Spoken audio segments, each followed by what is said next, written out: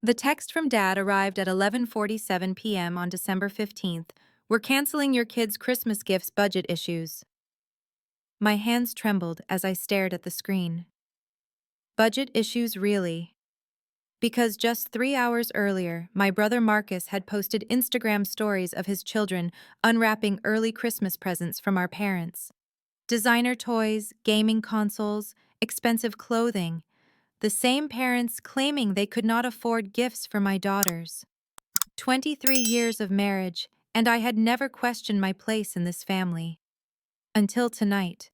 Everything I believed about blood loyalty was about to shatter. Before we dive into this family betrayal that changed everything, let me know where you're watching from in the comments below. If stories about family drama and shocking revelations speak to you, smash that like button and hit subscribe, because what happened next will make you question everything you thought you knew about family loyalty.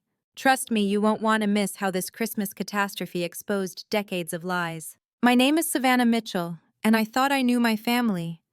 For 35 years, I believed in the sacred bond of blood relations, the unspoken rule that family comes first, always. That night changed everything. I called Mom immediately after seeing Dad's text. Her voice carried that familiar tone of practiced sympathy mixed with underlying irritation that I had learned to recognize over the years. "Oh, honey, you know how tight money has been since your father's retirement," she said, sighing dramatically. "We just cannot stretch the budget to cover everyone this year. Surely the girls will understand." The girls. My daughters Emma and Sophie, ages 8 and 10, who had been counting down the days to Christmas with the pure excitement that only children possess. They had written lengthy letters to Santa, helped me bake cookies for their grandparents, and proudly created handmade ornaments during our family craft nights. "But Mom," I pressed, trying to keep my voice steady. "Marcus posted photos of the kids with gifts from you and Dad just a few hours ago. Gaming systems, those expensive dolls, Sophie has been wanting, designer backpacks." The pause stretched uncomfortably long. When she finally responded, her tone had shifted to defensive. "Well, Marcus's situation is different. He has been struggling with the divorce, and we thought the children needed some extra support during this difficult time. You and David are doing well financially. You can provide for your girls." The hypocrisy hit me like a physical blow. Marcus, who worked as a regional sales manager and earned nearly double my teaching salary, needed financial support. Meanwhile, David and I had been carefully budgeting all year, saving every possible dollar, because we knew Christmas would be expensive with 4 grandchildren to consider. After hanging up, I could not sleep. I found myself scrolling through Marcus's social media, documenting what I saw. The gifts were not modest tokens of support for struggling grandchildren. They were extravagant, expensive presents that clearly cost hundreds of dollars per child. Designer shoes, high-end electronics, professional art supplies, even a small electric car for his 6-year-old daughter to ride around their backyard. The next morning, I decided to investigate further. I drove to my parents' house under the pretense of dropping off some documents Dad had requested for his tax preparation. Mom was in the kitchen, surrounded by shopping bags from high-end department stores. "Getting some last-minute shopping done?" I asked casually. She looked flustered, quickly moving to block my view of the bags. "Oh, just a few things for the church charity drive." But I had already seen enough. Through the transparent bags, I glimpsed more expensive toys, clothing with tags showing premium brand names, and gift certificates to stores my own children could only dream of shopping in. That afternoon, I made a call that would change everything. I contacted my Aunt Patricia, Mom's sister, who had always been the family record keeper, and the one person who never sugarcoated the truth. "Patricia," I said, "I need to ask you something, and I need you to be completely honest with me. Is there something going on with my parents' finances that I should know about?" Her sharp intake of breath told me everything. "Oh, Savannah, I have been wondering when someone would finally ask the right questions." What she revealed left me speechless. My parents were not experiencing financial difficulties. In fact, they had recently received a substantial inheritance from my grandfather's estate settlement money they had never mentioned to me. Additionally, Dad's retirement package had been far more generous than they had led anyone to believe. But the real shock came when Patricia revealed the deeper truth. Your parents have been treating Marcus differently for years, sweetie. Ever since he started making those subtle comments about how they were getting older and might need someone to take care of them someday. He has been positioning himself as their caretaker, their responsible son, while painting you as the independent daughter who does not need their support. The manipulation was breathtaking in its calculated cruelty. Marcus had been systematically undermining my relationship with our parents, planting seeds of doubt about my gratitude, my commitment to family, even my parenting abilities.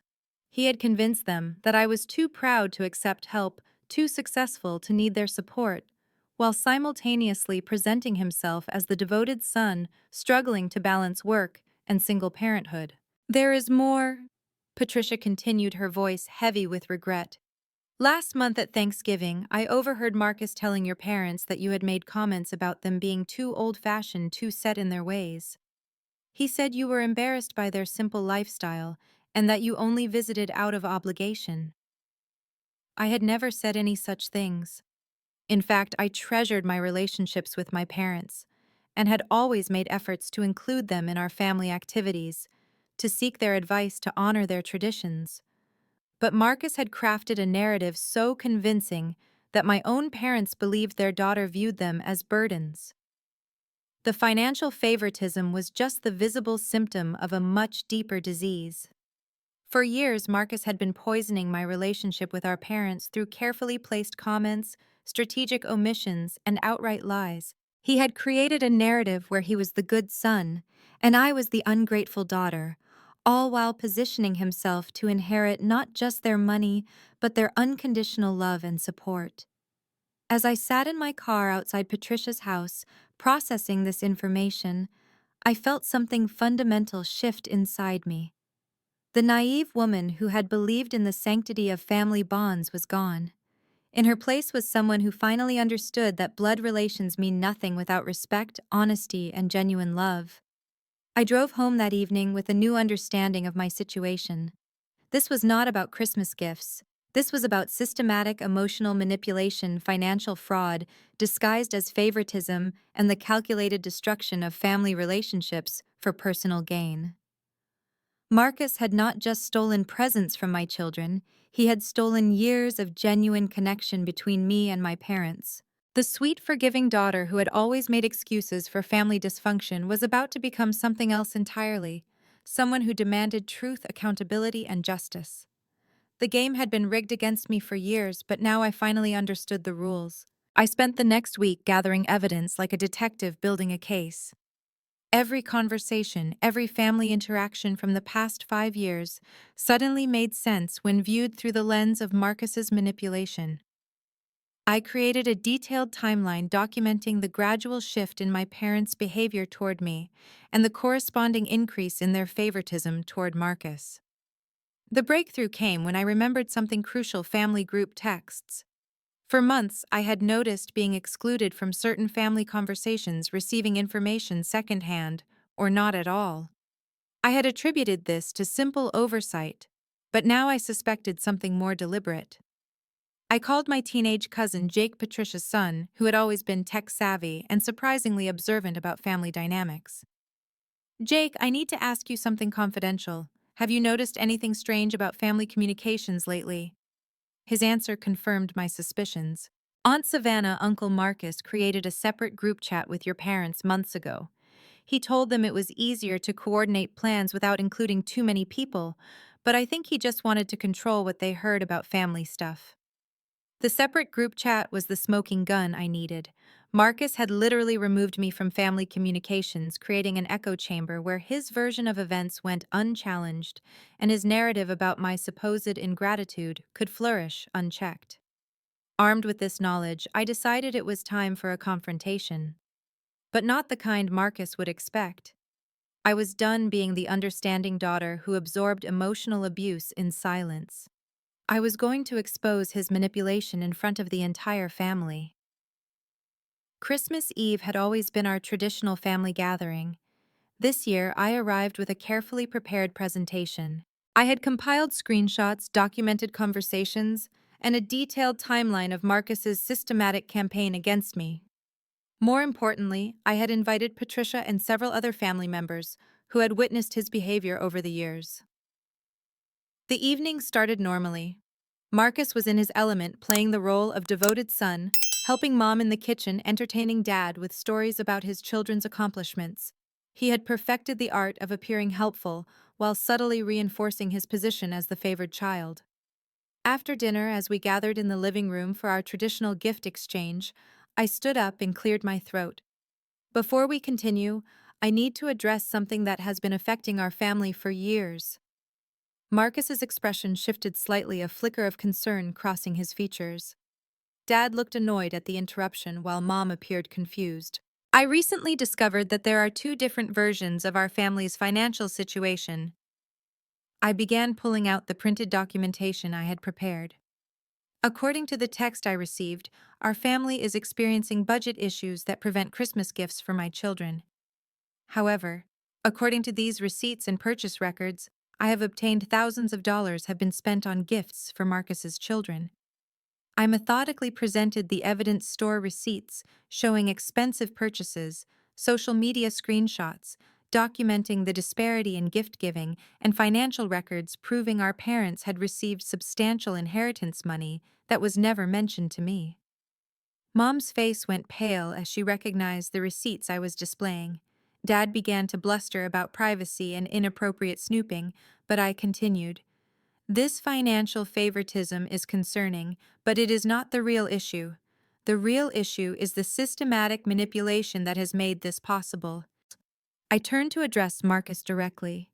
You created a separate family group chat specifically to exclude me from communications.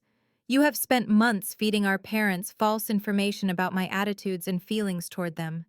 You have positioned yourself as the struggling single father while painting me as the ungrateful daughter who does not need or deserve family support. Marcus tried to interrupt, his voice taking on that familiar tone of wounded innocence he had perfected over the years. Savannah, I think you are being overly dramatic about normal family communications. Not every text needs to include everyone. But I was prepared for his deflection tactics.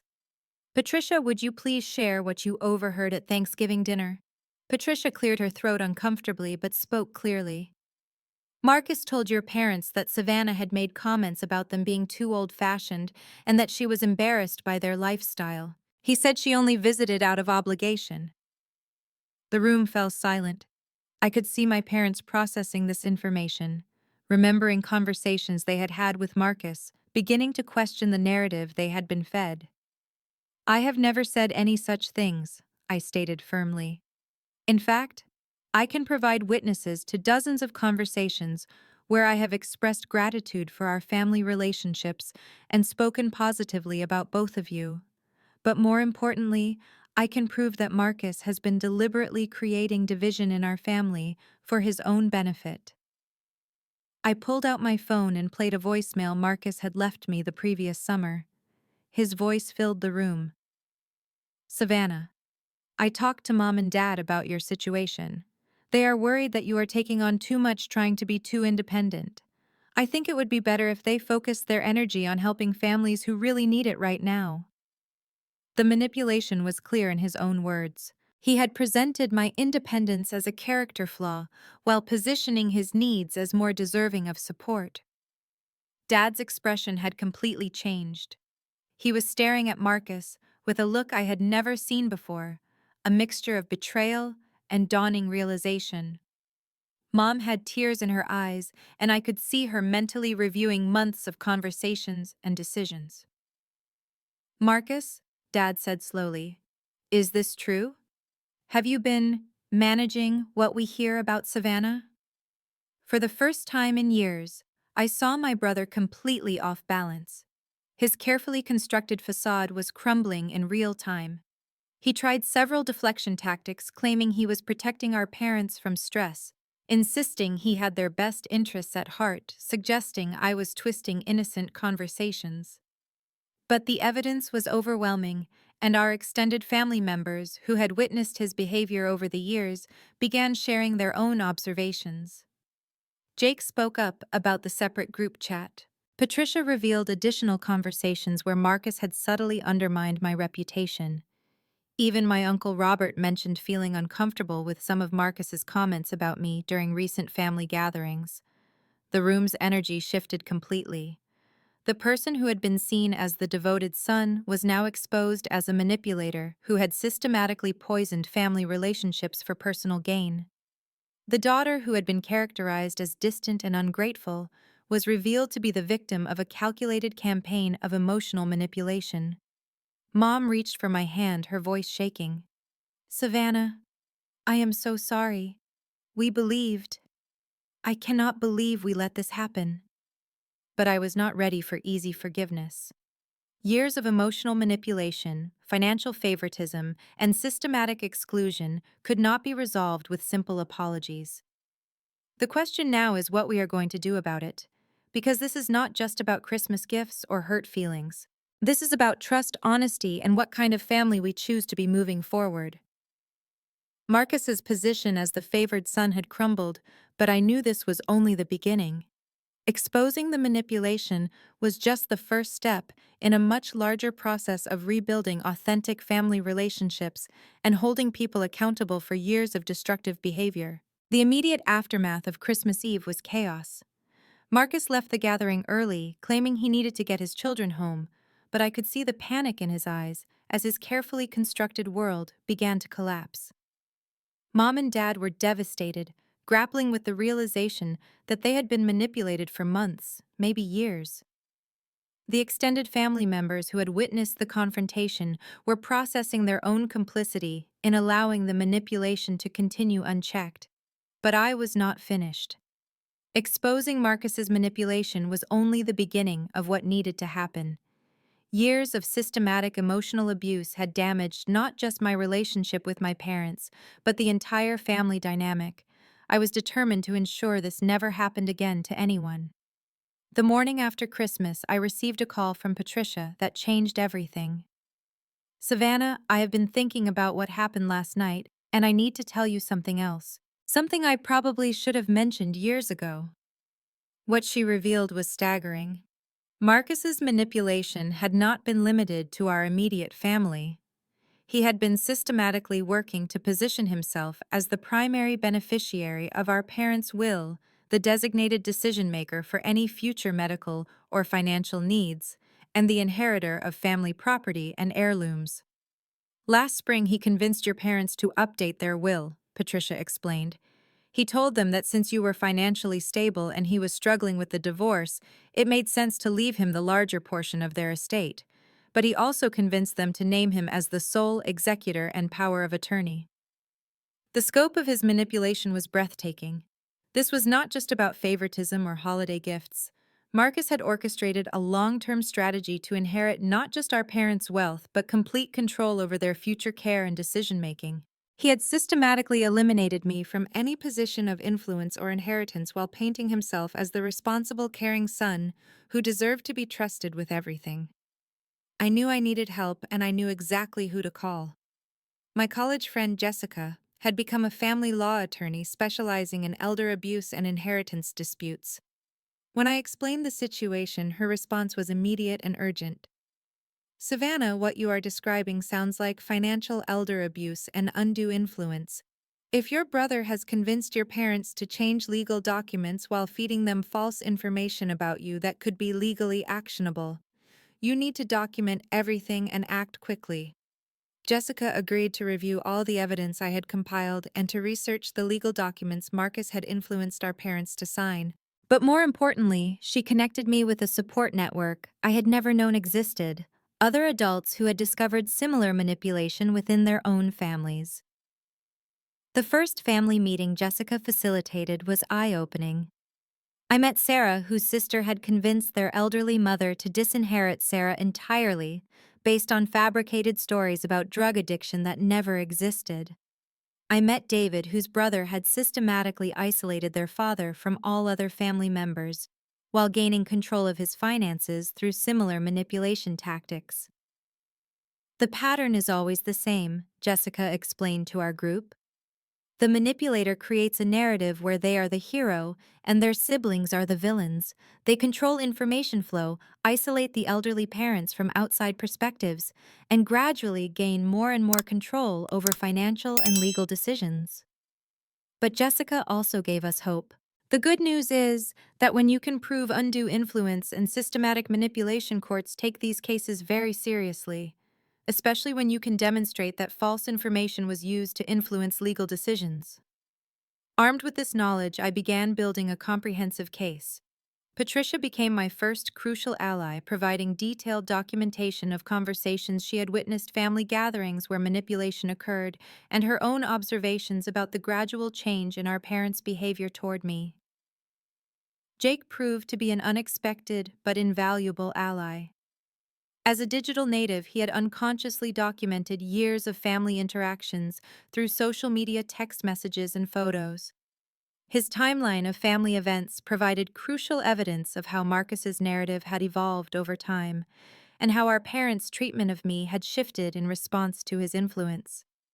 My next ally came from an unexpected source, Marcus's ex-wife, Linda. During their divorce proceedings, she had witnessed his manipulation tactics firsthand and had documented his behavior for her own legal protection.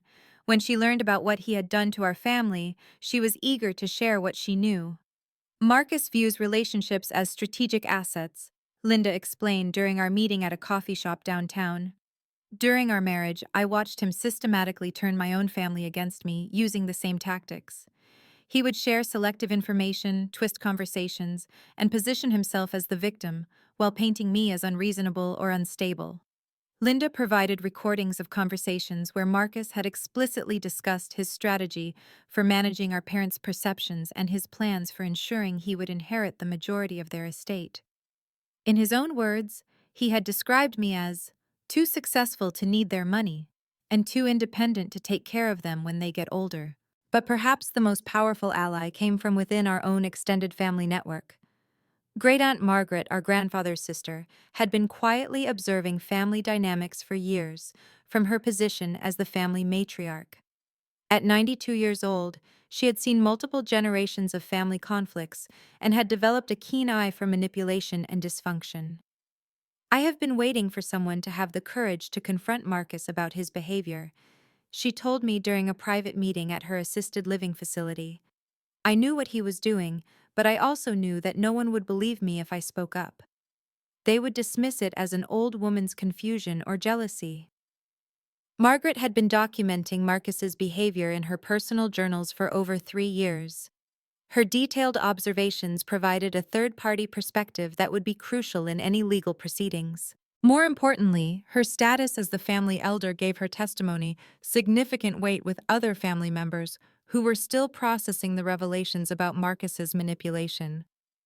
With Jessica's legal expertise guiding our strategy, we developed a comprehensive plan to not only expose Marcus's manipulation, but to ensure our parents were protected from future abuse. This involved several coordinated actions documenting all evidence of undue influence, challenging the legal documents that had been signed under false pretenses, educating our parents about manipulation tactics so they could recognize them in the future, and establishing safeguards to prevent similar abuse from recurring. The most challenging part was convincing our parents to cooperate with the investigation. They were devastated by the realization that they had been manipulated, but they were also resistant to the idea that legal action might be necessary. The cognitive dissonance of discovering that their favored son had been systematically deceiving them was almost too much to process. "We are not a family that involves lawyers in our personal business," Dad protested during one particularly difficult conversation. "This feels like we are declaring war on our own son." "Dad," I replied gently but firmly, "Marcus declared war on this family years ago. We are just finally recognizing it and choosing to defend ourselves." The turning point came when Jessica arranged for our parents to speak with other elderly individuals who had experienced similar manipulation. Hearing their stories helped Mom and Dad understand that they were not foolish or weak for falling victim to these tactics. They were dealing with sophisticated psychological manipulation that had been carefully planned and executed over years. By the end of January, We had assembled a formidable alliance legal representation, documented evidence spanning multiple years' testimony from multiple family members, and most importantly, our parents' growing understanding of how they had been manipulated.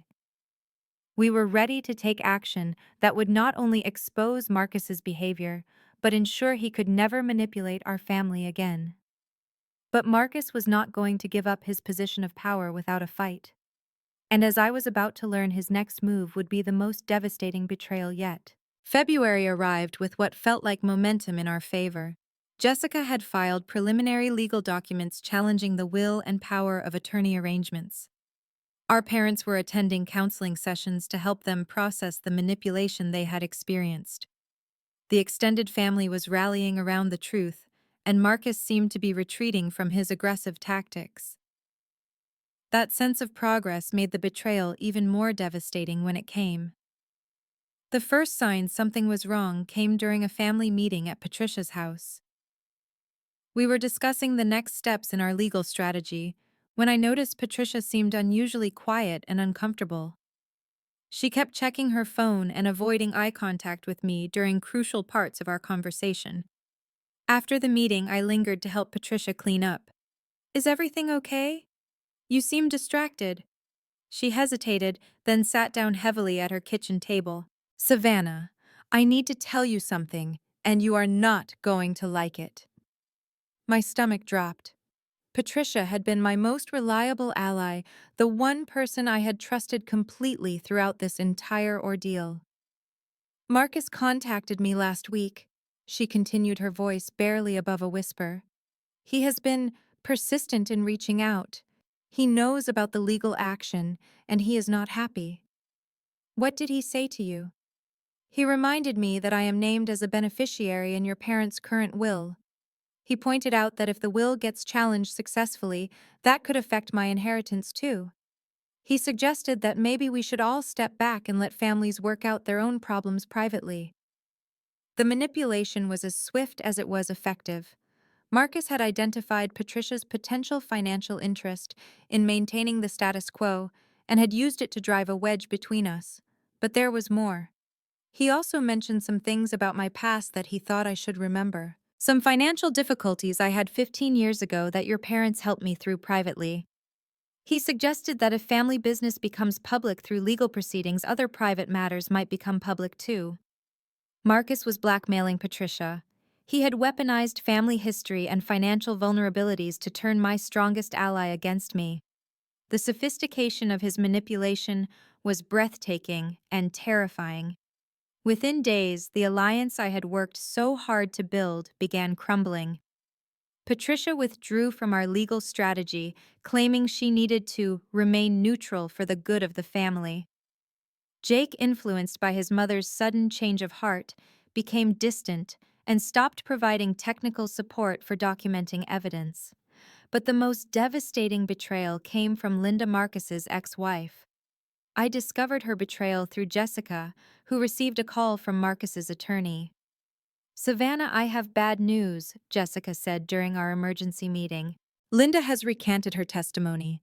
She is now claiming that the recordings she provided were taken out of context and that she may have misunderstood Marcus's intentions during their conversations."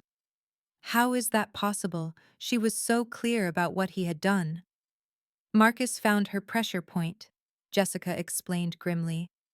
"Apparently, he has threatened to revisit their custody arrangement. He is claiming that her cooperation with our investigation demonstrates that she is trying to alienate his children from him, which could affect her parenting time." The systematic dismantling of our support network was happening faster than I could respond to it. Marcus was not just defending himself. He was launching a coordinated counterattack designed to isolate me completely and discredit everything we had worked to expose. The worst part was watching how effectively he turned my own evidence against me. During a family dinner that I attended alone without my usual allies, Marcus arrived with his own documentation. "I think we need to talk about Savannah's recent behavior," he announced to our parents, pulling out a folder of printed materials. "I have been trying to be understanding about her feelings of jealousy and resentment, but her actions over the past month have been concerning." He proceeded to present a carefully curated narrative that reframed everything I had done. My investigation became obsessive stalking behavior. My documentation of family interactions became invasion of privacy and violation of trust. My legal consultation became a vindictive attempt to destroy family relationships for personal gain. Look at what she has done. He continued, showing our parents screenshots of text messages between me and Patricia, between me and Linda, between me and Jessica. She has been secretly recording family conversations, manipulating extended family members into taking sides, and consulting with lawyers about how to challenge your personal decisions about your own money.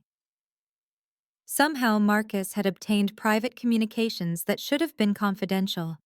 The scope of his surveillance and the resources he had dedicated to defending his position were far beyond what I had anticipated. Mom looked at the evidence Marcus presented with growing distress. "Savannah, is this true? Have you been recording our conversations without permission?"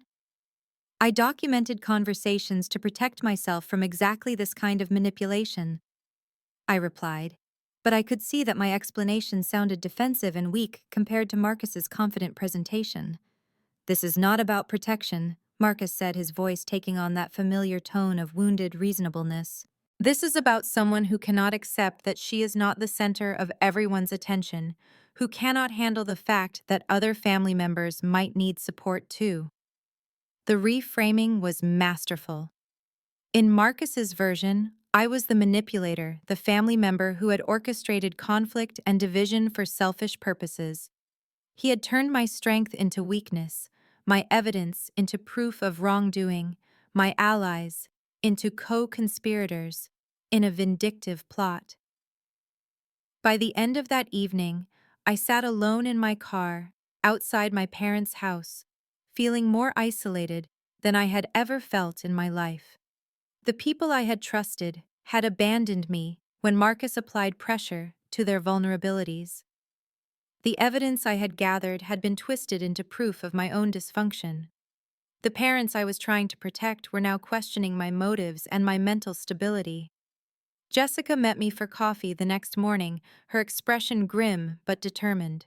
"This is what abusers do when they feel cornered," she explained. "They escalate their tactics, they turn victims into perpetrators, and they isolate anyone who threatens their control." So what do we do now?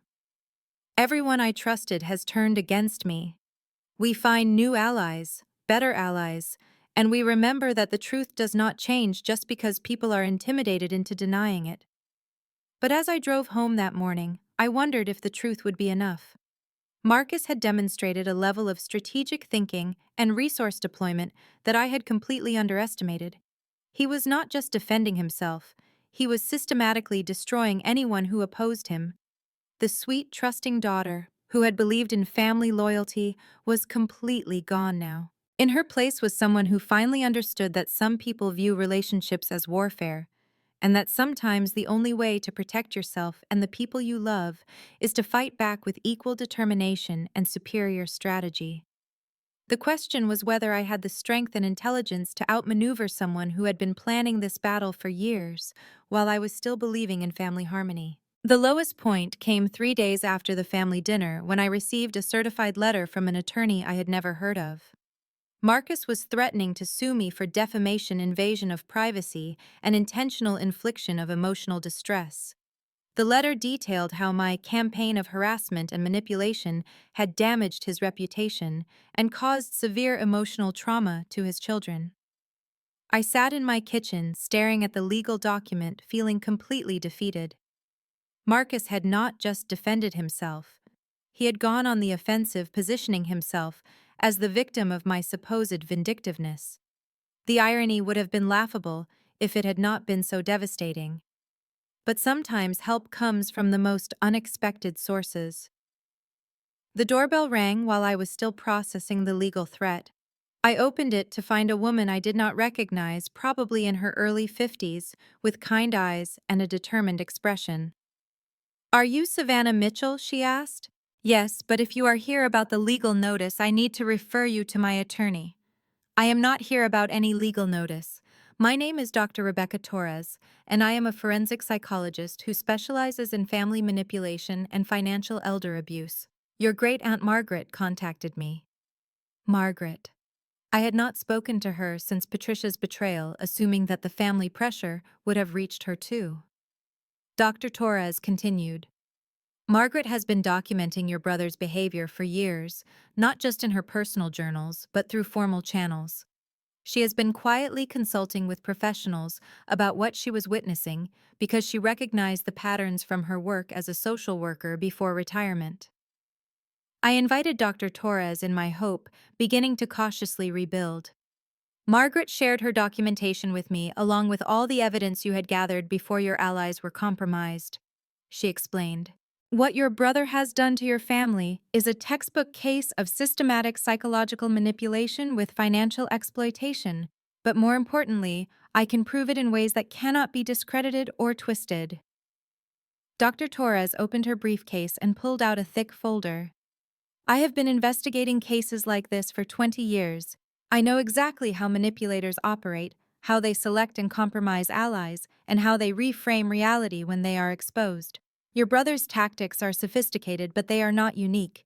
She showed me analysis of communication patterns, psychological profiles of manipulation tactics, and most crucially, expert testimony that could explain to a court exactly how undue influence works and why intelligent, loving family members can fall victim to it. The key to defeating someone like your brother is not to play his game, she explained. He excels at turning evidence into counter-evidence, allies into enemies, and victims into perpetrators. But he cannot argue with objective psychological analysis and pattern recognition. Dr. Torres had brought reinforcements. She introduced me to Detective Maria Santos, who specialized in financial crimes against elderly victims, and to Judge Elizabeth Warren's former law clerk, who had become an expert in challenging legally obtained documents that were signed under undue influence. But the most powerful new ally was someone I never could have expected: Marcus's own eldest daughter, 16-year-old Ashley. Ashley had been watching her father's behavior throughout the family conflict, and she had recognized patterns that mirrored his treatment of her mother during the divorce. More importantly, as a teenager who had grown up with social media and digital communication, she had been unconsciously documenting her father's manipulation tactics through saved text messages, recorded phone calls, and detailed social media posts. I know what my dad is really like, Ashley told me during our carefully supervised meeting with Dr. Torres present. I watched him destroy my mom the same way he is trying to destroy you. He makes people think they are crazy for seeing what is actually happening. Ashley had evidence that none of us could have obtained: recordings of Marcus coaching his younger children on what to say about family visits, text messages where he discussed his strategy for managing our parents' perceptions, and most damning of all, conversations where he explicitly discussed his plans to inherit the majority of our parents' estate. He told my stepmom that once he gets full control of Grandma and Grandpa's money, he can buy a bigger house and we can live more comfortably, Ashley revealed. He said Aunt Savannah makes enough money that she does not need an inheritance anyway. Dr. Torres helped me understand that Ashley's testimony was particularly powerful because it came from someone within Marcus's inner circle, someone he trusted enough to speak freely around, and someone who had no financial motivation for her testimony. But Ashley brought more than just evidence. She brought insight into Marcus's current state of mind and his future plans. Dad is scared, she told us. He keeps talking about how he needs to shut down this investigation before it goes too far. He is planning something bigger, something he thinks will end all of this permanently. That warning proved prophetic. Within a week, Dr. Torres discovered that Marcus had been working to have our parents declared mentally incompetent, positioning himself to take immediate control of all their financial and medical decisions. He was planning to argue that their recent questioning of the will and power of attorney documents was evidence of cognitive decline and that immediate intervention was necessary to protect them. It is the ultimate manipulation, Dr. Torres explained. If he can convince a court that your parents are not mentally competent to make their own decisions, then everything they have said about questioning his influence becomes irrelevant.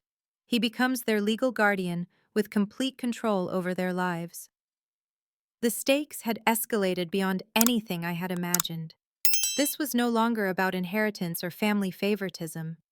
Marcus was attempting to legally steal our parents' autonomy and independence based on his own manipulation of their emotional state.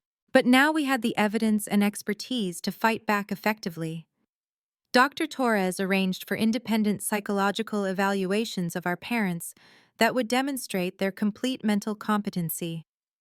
Detective Santos began investigating the financial irregularities in Marcus's handling of family money. And Ashley continued providing real-time intelligence about her father's plans and strategies.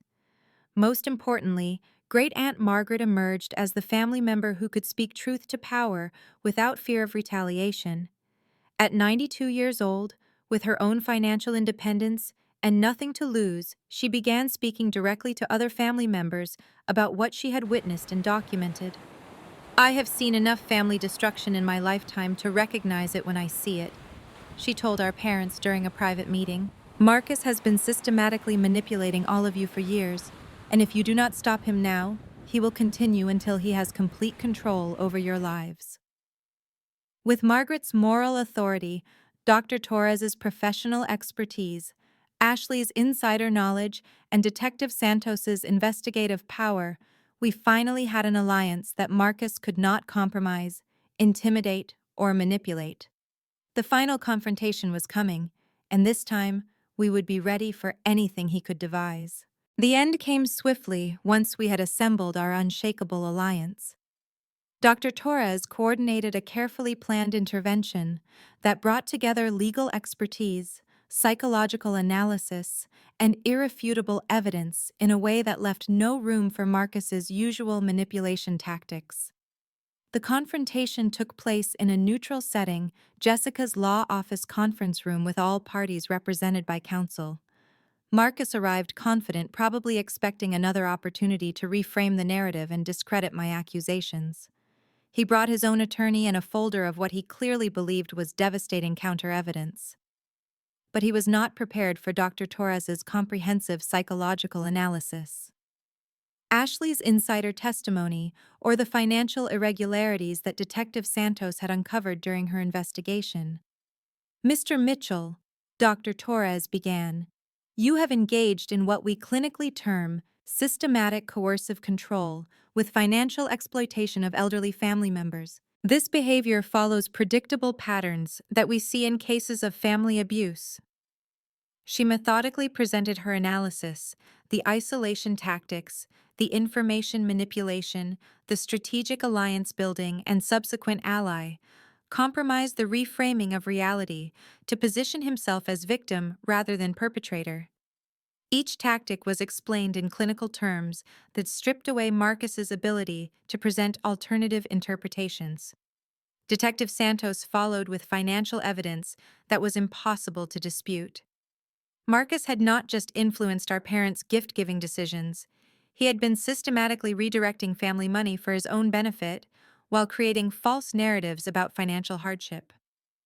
"We have documented over $37,000 in financial transactions that were obtained through false pretenses," Detective Santos reported. "Mr. Mitchell received money for supposed emergency expenses that were later spent on luxury items, vacations, and non-essential purchases." But Ashley's testimony was what finally broke through Marcus's defenses completely. Hearing his own words, his own strategic planning, his own admission of manipulation tactics spoken by his own daughter, left him with no possible response except the truth. "I was protecting my family's interests," he finally admitted, his confident facade crumbling. "Savannah was always the successful one, the one who did not need help. I was just making sure my children would be taken care of." "By lying about me to our parents for years?" I asked. "By systematically destroying my relationships with them, by stealing money through false pretenses, by trying to have them declared mentally incompetent when they started questioning your behavior?" The room fell silent. Even Marcus's attorney looked uncomfortable with the evidence that had been presented. The legal consequences came quickly. The will and power of attorney documents were successfully challenged due to undue influence. Marcus was required to repay all money he had obtained through false pretenses with interest and penalties. Most importantly, a court-ordered protection plan was established to prevent future financial exploitation of our parents. But the personal consequences were more profound than any legal judgment. Our parents, finally free from the constant manipulation and information control, began rebuilding genuine relationships with me and my children. The process was not easy. Years of damaged trust and false narratives took time to overcome. But they committed to family counseling and to learning how to recognize manipulation tactics in the future. "We failed you as parents," Mom said during one of our early counseling sessions. "We chose to believe lies instead of trusting our own daughter. We do not expect forgiveness immediately, but we want you to know that we are committed to earning it." Marcus's relationship with the family was permanently changed. He was not cut off completely, especially because of his children, but he was no longer in any position of trust or authority. Family financial decisions, medical decisions, and communication patterns were restructured to prevent future manipulation. More importantly, I discovered what chosen family really means. Great Aunt Margaret became a weekly presence in our lives, sharing family history and wisdom that helped my daughters understand their heritage without the distortion of manipulation. Dr. Torres became not just a professional ally, but a mentor who helped me recognize healthy relationship patterns and warning signs of manipulation. Ashley chose to spend significantly more time with our side of the family, finding in us the stability and honesty that had been missing from her life. Watching my daughters develop a relationship with their older cousin, seeing them learn from her experiences, and offer her unconditional love showed me what family relationships can look like when they are built on truth rather than manipulation. Jessica remained not just my attorney, but became a close friend who helped me understand that standing up to family abuse was not betrayal. It was protection of everyone involved, including the abuser himself. The most unexpected gift came from other families who reached out after Dr. Torres shared our story in professional circles. I began volunteering with organizations that help families recognize and respond to financial elder abuse. My experience became a resource for other people dealing with similar manipulation, and their stories helped me understand that I was not alone in this experience. My daughters, who had watched this entire process unfold, learned lessons about family loyalty that I never could have taught them directly. They learned that real love includes honesty and accountability, that protecting people sometimes requires confronting them, and that chosen family can be just as strong as blood relationships when it is built on mutual respect and genuine care. Looking back now, 18 months later, I can see that Marcus's manipulation devastating, as it was ultimately led to stronger, healthier family relationships than we had ever had before. The crisis forced us to examine what we really valued in family connections and to build new patterns based on honesty rather than obligation. My parents and I now have weekly video calls with my daughters, genuine conversations where they share their struggles and successes without fear of manipulation or judgment. The girls have developed real relationships with their grandparents, built on shared interests and mutual respect rather than materialistic competition. The house is quieter now, but it is filled with peace rather than anxiety. My daughters know they are valued for who they are, not for their usefulness in someone else's strategic game. I know that the relationships I have now are built on truth, which makes them both more challenging and infinitely more rewarding than the false harmony I had accepted before. Family karma. It turns out, is not about cosmic justice or divine retribution. It is about the natural consequences of treating relationships as either genuine connections or strategic assets. Marcus received exactly what he had invested in: isolation, distrust, and relationships built on fear rather than love. Those of us who chose truth over comfort, accountability over peacekeeping, and genuine connection over convenient narratives received what we had invested in as well: deeper relationships, personal growth, and the unshakable foundation that comes from knowing you can trust the people in your life because they have proven themselves trustworthy through difficulty rather than just through good times. Has anyone else dealt with family members who manipulated financial situations or turned relatives against each other? I would love to hear your stories in the comments below about how you handled family betrayal and found your way back to healthy relationships. If this story resonated with you, please hit that like button and subscribe for more real-life family drama stories. Share this video with anyone who might be dealing with similar manipulation, because sometimes knowing you are not alone makes all the difference. Thank you for taking this journey with me, and remember that sometimes the most loving thing you can do for your family is refuse to accept toxic behavior, even when it comes from people you love. Wishing you all the courage to choose truth over false peace in your own family relationships.